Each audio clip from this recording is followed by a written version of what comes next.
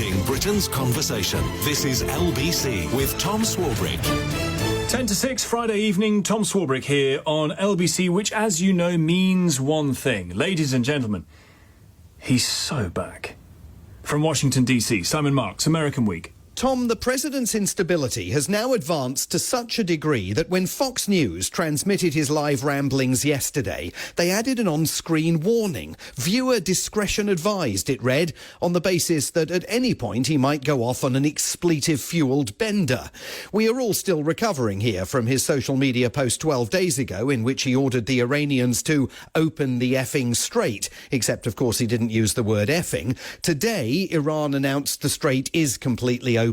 The US naval blockade is poised to come to an end. Oil prices are falling. The conflict may within days be over, but at the cost of putting the president's mental capacity firmly in the hopper for discussion. We have a very good relationship with Iran right now, as hard as it is to believe. That was the president yesterday at the White House, acting like a patient who had dutifully taken his happy pills 12 days after threatening to commit genocide against the Iranians by destroying their entire civilization. Suddenly, his best is with them. The blockade has been incredible. It's held. Everything is gone, including their leaders. Now they have a new set of leaders, and we find them very reasonable. That's nice. Whether the Iranian people find that new set of leaders reasonable is no longer of any importance to the White House, provided Iran cuts America in on its oil and in some form swears off uranium enrichment. The president is now eager to strike a deal that will get him out of the mire into which he unnecessarily marched the US military. That he's proposing to leave the country in the hands of new Islamic fundamentalist leaders who, just like Iran's old Islamic fundamentalist leaders, are about to execute a wave of demonstrators who tried to overthrow the government earlier this year, appears to be of no consequence. Remember this golden oldie from just 7 weeks ago? To the great, proud people of Iran, I say tonight that the hour of your freedom is at hand. When we are finished, take over your government. It will be yours to take. This will be probably your only chance for generations. Well, it turns out the word probably was doing all the work in that particular now shattered pledge. To buy in to the president's claims about the war, you are required to accept that Iran was about to acquire a nuclear weapon that could target America when it was not, and that the regime has changed when it has not.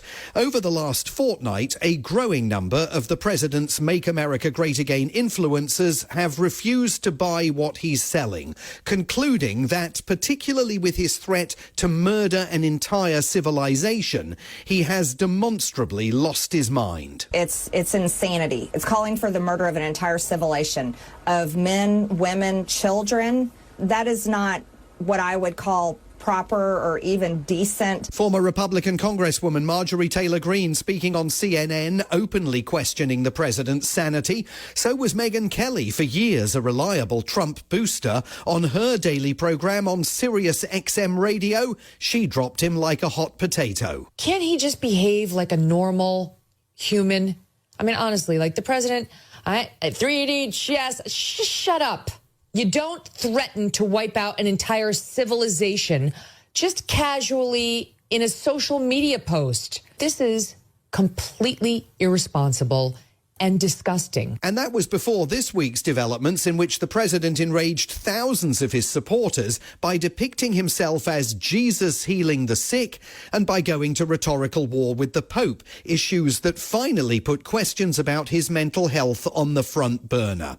Let's start with that celestial image of Donald Trump, cloaked in white and red robes, sunlight streaming from his left hand as he lays his right one on an ailing American in a hospital bed. Completely gonzo, the craziest thing that has ever appeared on his social media feed, even by the standards of his own lunatic social media feed. And then, the cherry on the top, the explanation. I did post it, and I thought it was me as a doctor, and had to do with Red Cross as a Red Cross worker there, which we support, and only the fake news could come up with that one. So I just heard about it, and I said, how did they come up with that? It's supposed to be me as a doctor making people better, and I do make people better. I make people a lot better. Now, let's not waste our time with the doctor thing, because you'd get more honesty from a 3-year-old who had eaten all your Quality Street over Christmas. And let's stipulate to the fact that by putting the evangelical vote and the Catholic vote at risk in the same single week is itself an act of madness. But let's interrogate the claim that he makes people a lot better. When he spoke there, it came in the middle of a photo op designed to spotlight his policy of levying no income tax on tips or overtime, a genuine potential boon for workers all over the country. And to make the point, he was flanked by a woman who has become known here as the DoorDash Grandma. She delivered a bag of McDonald's to the president in the Oval Office. He gave her a now tax-free tip, and then the two of them spoke to reporters. You know, we call it the Great Big Beautiful Bill. We should call it the Great Big Beautiful Tax Cut Bill, because it's tremendous amounts of money. And that's overtime. That's also on Social Security, as you know. Yes. And it's pretty amazing.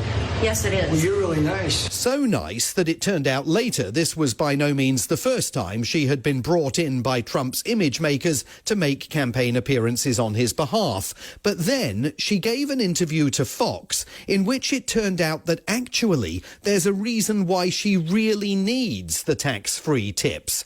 And listen to the indictment of modern life in America that she inadvertently presents here. Tell us what this no tax on tips really means for you.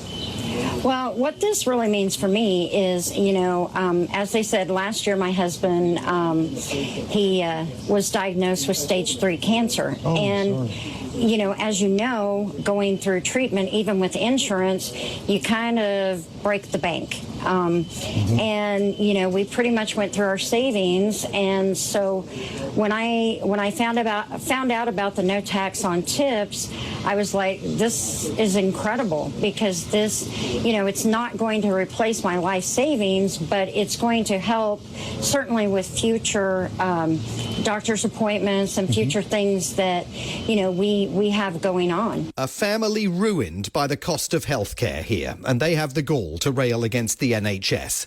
The railing against the Pope this week was next-level lunacy and saw Vice President J.D. Vance, the man who just 10 days ago was directly interfering in Hungary's election, warning Pope Leo to keep his nose out of America's business. Remember, the pontiff has infuriated the White House by criticising the war on Iran, the president's earlier illegal attack on Venezuela, and his brutal ongoing policy of mass deportations. When the Pope says that God is never on the side of those who wield the sword, there is more than a 1,000-year tradition of just war theory. Okay?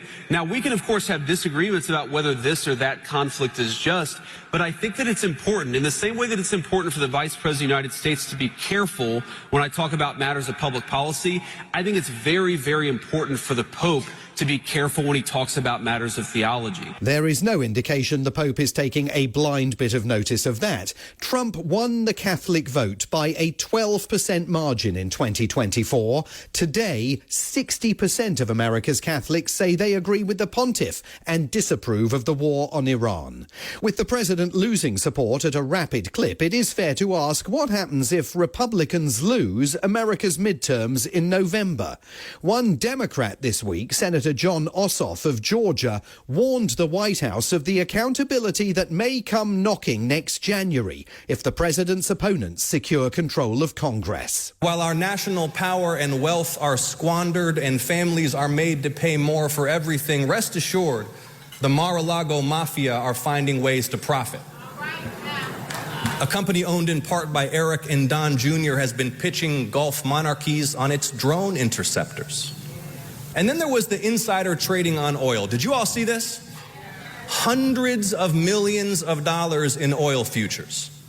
Just minutes before a presidential Truth Social post moved the price of oil 13%. Now, I don't know who placed those trades, but I'll tell you this. The SEC better find out. And if they won't, when you elect this new majority in Congress and you give us gavels and subpoenas, we will. We will. It's a good line, that, and you'll be hearing a lot more of it between now and November. Between now and the end of the month, you'll be hearing a lot more about the King's visit here. 4 days he and the Queen will spend in the United States on the advice of His Majesty's government. They're coming here to begin celebrations of America's 250th birthday and obviously also to try and head off at least briefly yet another drubbing of Sir Keir Starmer if he's still in office by then. Let's just hope that by the time King Charles arrives in 10 days, America's journalists and politicians will actually have learnt his name.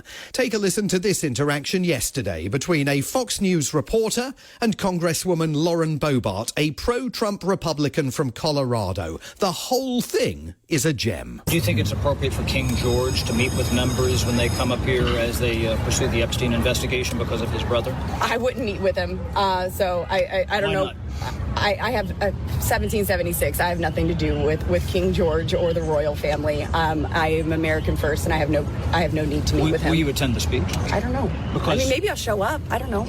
You guys are in there. Sometimes we get great photos. So. Now, I've seen her at work personally. She's got the sharpest elbows on Capitol Hill, and trust me, Tom, she will be climbing over the other members of Congress to get a picture of herself and King George. From Washington, D.C., Simon Marks, American Week.